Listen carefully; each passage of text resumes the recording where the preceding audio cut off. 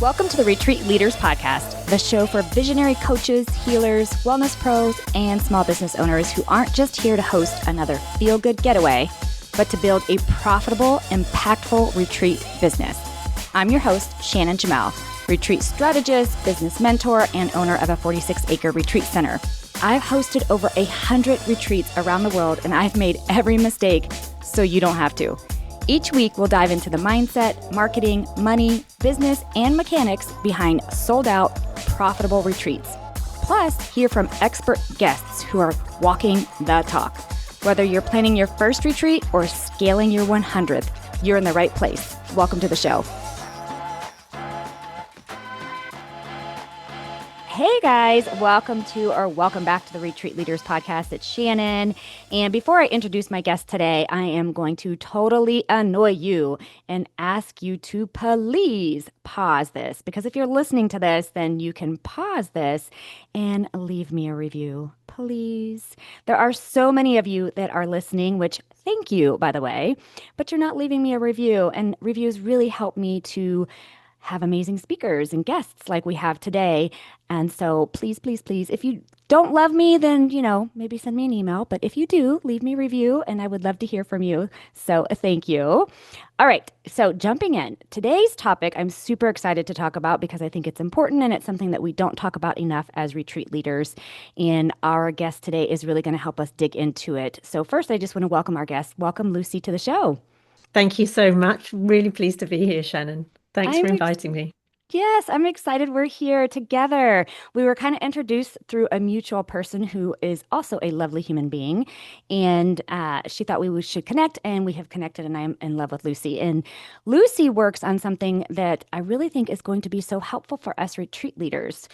Because one of the things that we struggle with as retreat leaders is we don't always walk our talk. And what I mean by that is there's a lot of retreat leaders out there that are teaching people how to overcome stress or heal or find balance and find peace. And yet inside themselves, there's so much turmoil and so much going on, and they're not really applying strategies for themselves. And so Lucy's going to kind of talk a little bit about that and then some. But before we do that, Lucy, will you just tell everyone who you are and what brought you to where you are today?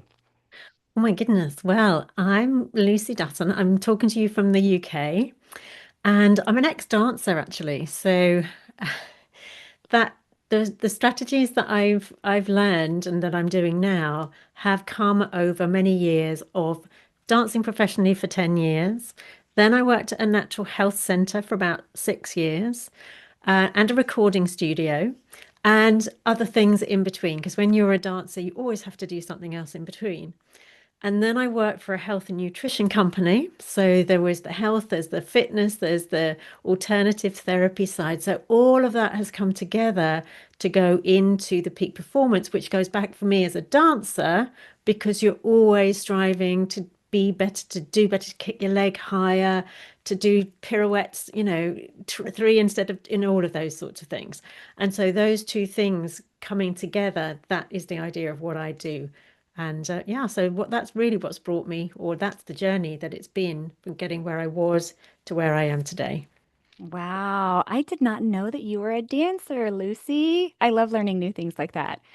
That's for those of us on the outside who A, can't dance and B, have not been in that industry, it's like it looks so glamorous and so amazing. And I'm sure there are parts of that, but also just knowing that one thing looks one way and what's on the backside isn't always the same. I can imagine that it's incredibly demanding.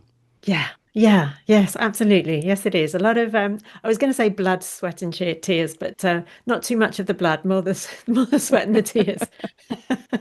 There probably was a few times where your feet didn't feel like they were all together. Yeah. When you were all doing point work, yes, absolutely. It was challenging.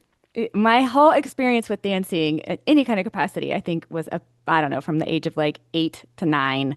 I lived with my dad for a brief period of time, and they signed me up for dance lessons. And I remember going, "This shit is hard, even at that age." So to do it for so long, I can only imagine. But and I can imagine though that you've had to figure out some ways to be at your top, because a dancer, much like maybe modeling, but dancing is just so physical that if you're not at peak, if you're not performing at your best, then you're just done. Like you're just, it literally is like next, you know what I mean? And so having top peak performance would be, I don't know, crucial. Yeah, yes, and taking care of yourself, but also, you Yeah. know, getting getting the good nourishment in, hydrating, sleeping well, all of those sorts of things. Yes. Which, starting out maybe as a dancer, I wasn't doing so much, but definitely over the years, I was like, oh no, I really need to take care of myself now. So I'm not the last one I'm taking care of. I'm actually the first one I'm taking care of, for Well, sure. that leads us right into what I wanted to talk about because I meet with a lot of retreat leaders and I chat with a lot of retreat leaders, and a lot of retreat leaders come to the ranch. And I can feel from their energy that they are investing so much of themselves into their retreats and into their guests. And they're really just pouring into it, which is beautiful, right? Commendable, wonderful. But what also I think is happening is it drains so much from them and they're not investing back into themselves, like you were just mentioning, Lucy. And so they're really not able to show up as one, their very best self when it's really time to host. Two, they're not recovering properly after they host. And three, I worry that that affects the energy of the space, right? So if you are showing up to your retreat and you've invested so much energy, so much work. And I'm not just talking physical. I'm talking like the emotional and, thinking bandwidth that you put into play when you're putting these events on, these experiences on, so that when you show up, no matter how you try to put the face on, we all know the face, no matter how much you try to put it on, there's that undercurrent that's felt, right? And it's felt. And what happens then, in my opinion, Lucy, is that if you're trying to teach on your retreat anything for self-improvement of any capacity, but there's that undercurrent that you're not doing those things for yourself, it could really completely like flip the script, and it won't be a good experience for everyone. And not only that, but that will not result in residual income and residual bookings and et cetera and so forth. And I have seen this happen again and again. So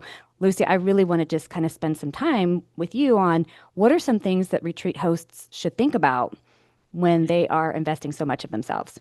Yeah, well, I think one of the first things is that you touched on is the energy that you bring anywhere, right? But especially to a retreat where you're saying you need to come, you need to relax, you need to give yourself some time, some downtime, and I'm going to teach you these things and I'm going to train you on these things. But if that energy, like you say, is a little bit, oh my goodness, I'm absolutely exhausted and I've really got to drag myself.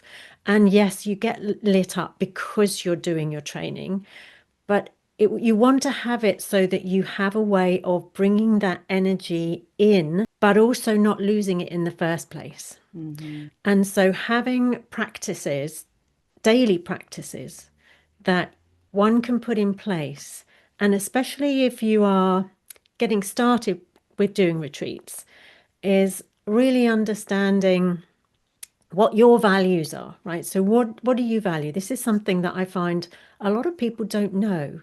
So if you're listening in and you're thinking values, and I don't know, I was there, and not so long ago, I was thinking, well, I think I know what my values are. I think they're these, like my top five. And I went through a process and I discovered what my top five were. The top two were the two that I thought were the top two, but the other three I was like, oh, wow, I didn't realize that.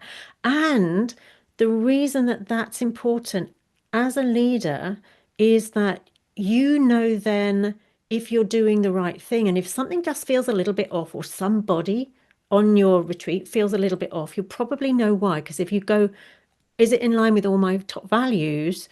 And it's not, that's possibly where. So maybe it's just the place that you're going to host. Maybe it's somebody you're bringing in to help you to host.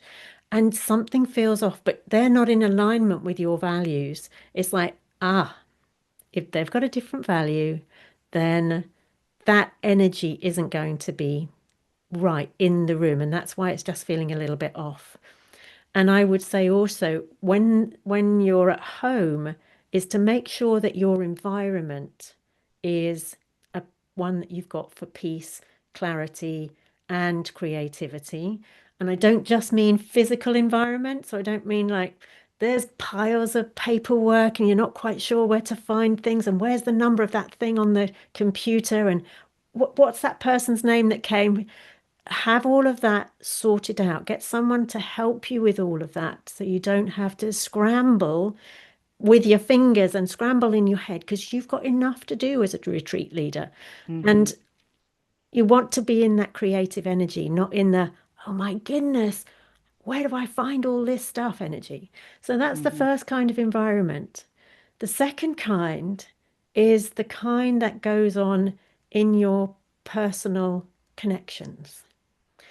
And if you've got somebody or people who are around you who are not believing in what you're doing all the time and they're making snide comments or they're going, you can't do that, especially if you're starting out, it's like, who do you think you're doing? Who do you think you are? And they're bringing your energy down. That you're going to take with you because they keep on and on and on at you. So if that's a friend or if that's a neighbor or whoever you can probably stay away from, maybe it's your partner, it's a bit harder. Little bit. And then the third kind of environment is the environment that you're plugging into. It's like, am I listening to podcasts that are uplifting, like Shannon's? Am I listening to, whatever it is, news that is always telling me that this is wrong and that is wrong? And oh my goodness, I hear that so often. People are like, I've got to listen to the news. I've got to know what's going on in the world. It's like, but you can't do anything about that. Maybe read about it if you have to, but don't keep on listening into it because you want the environment to be positive, you want it to be uplifting. And all of those things, Shannon, are going to lift the energy of the person as they go to their retreat to run it. And that's just a Okay. starters. Yeah, I am like so happy that we're bringing this up because there's a few areas I want to touch on. The first one is when you talked about them being on site and that whole felt energy of them just being exhausted.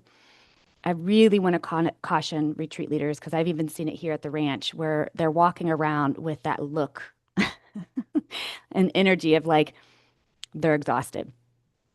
And you've got to go, we call it in our team, fix your face. It's like you got to go fix your face. When you're holding space, that's just what's required. You don't get to share your heaviness. That's not the space for it. You've got to go somewhere else. You've got to work with someone else. When you are holding space, please hear me now. That's not the space for you to to share your heaviness. Can you share your scars that have healed and how you've learned from them? Yes, that's part of your teaching. But you don't get to bring your heaviness. That's just a firm belief of mine. And that's also why we have, we here at the ranch, we have a whole separate retreat leader apartment that's completely separate from the rest of the guests. So you can go retreat to and rest your face, reset your energy, the whole 9 yards. Because I'm telling you, if guests see or feel that, it is such a negative taste. So just throwing that out there. Second, Lucy, I love that you talked about values. I really want to dig into that a little bit more. So I'm going to side table that one. But I love that whole values. The environment. Okay, this is so big for me. Yes, your physical space, stacks of shit everywhere, and like all of that. It literally like it actually makes my chest feel tight. Like that, yeah. Your space organizing, making sure you're organized from start to finish. Whether it's in your computer, around you, all of that stuff. Just keeping folders and everything nice and organized. What you are listening to, holy shitballs. I love that you said people tell you they have to listen to the news. And I'm right there with you, like, why?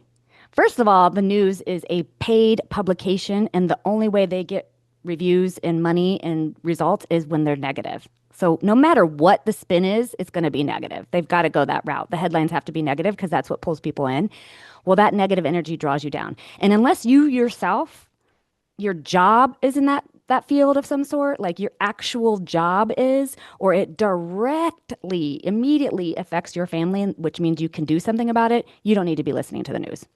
You can pray or meditate or whatever your choice is on the leaders of the world and the people that are in the media and all of that stuff and release that shit because honestly, I think if people would just stop watching it and only watch when they do something positive, there could be change, but that's not going to happen because we're humans. And anyway, so yeah, stay away from that.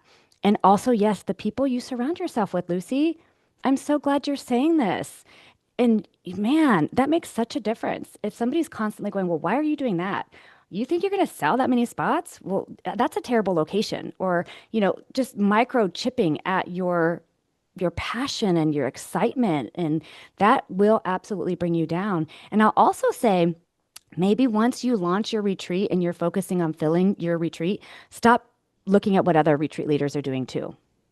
Like, don't even pay attention to that. Because I also see sometimes retreat leaders will contact me, like, I saw that so and so and so and so and so and so sold their retreat out in like 5 days and mine's not full yet. And it just creates this bubble of doubt that's going to plant and bloom and blossom and become this big giant thing because you're comparing your journey to somebody else's journey, which you don't even really know their true journey. So thank you for sharing all of this, Lucy. It's so important. I want to dig into the values a little more, if you don't Mhm. mind. Yeah, go Talk ahead. to me about what they can do and how it can help them in taking care of themselves when it comes specifically to values. Mm.